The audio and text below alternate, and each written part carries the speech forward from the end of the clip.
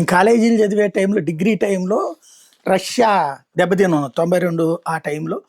Gorbachev government పడిపోయి, దిగిపోయి ఈ మొత్తాన్ని యుఎస్ఎస్ఆర్ కాస్త రష్యా ముక్క చెక్కలైపోయింది. అంతకుముందు ఏదైతే కమ్యూనిస్టులు రష్యా లాంటి పాలన కావాలా, చైనా లాంటి పాలన కావాలని బోర్డుల మీద చూసాం.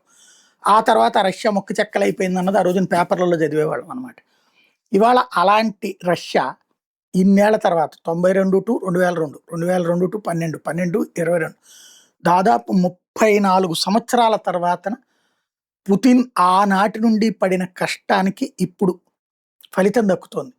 ఒకటి, ఆర్థిక వనరులను పటిష్టం చేసుకున్నాడు, ఆయిల్ వనరులను పటిష్టం చేసుకున్నాడు, ఆయుధ సంపత్తిని పటిష్టం చేసుకున్నాడు.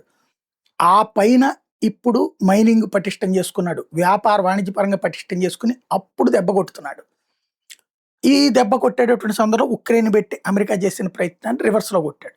ఇవాళ చూడండి, చైనాని తోడు పెట్టుకుని తనను తాను సేవ్ చేసుకున్నాడు.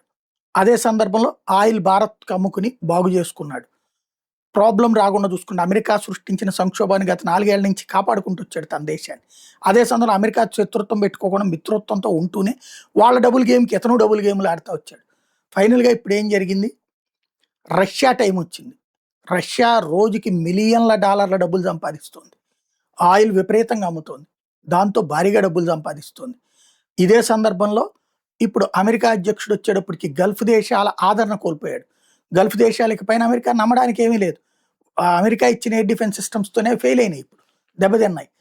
అదే సందర్భంలో యుద్ధాన్ని నుంచి రక్షించలేకపోతుంది అమెరికా. అది ఆయా దేశాలకి వీళ్ళకి విముక్తి అయితే అది రష్యాకు ఒక రకంగా ఫెచ్చింగ్. ఇంకో పక్కన వచ్చేటప్పటికి ఈ ఇరాన్ ఇవాళ రోజున రష్యాతో కలిసి వెళ్తుంది. కొత్త మిత్రుడు, బలమైన మిత్రుడు వచ్చాడు. చైనా మిత్రత్వం కొనసాగుతోంది.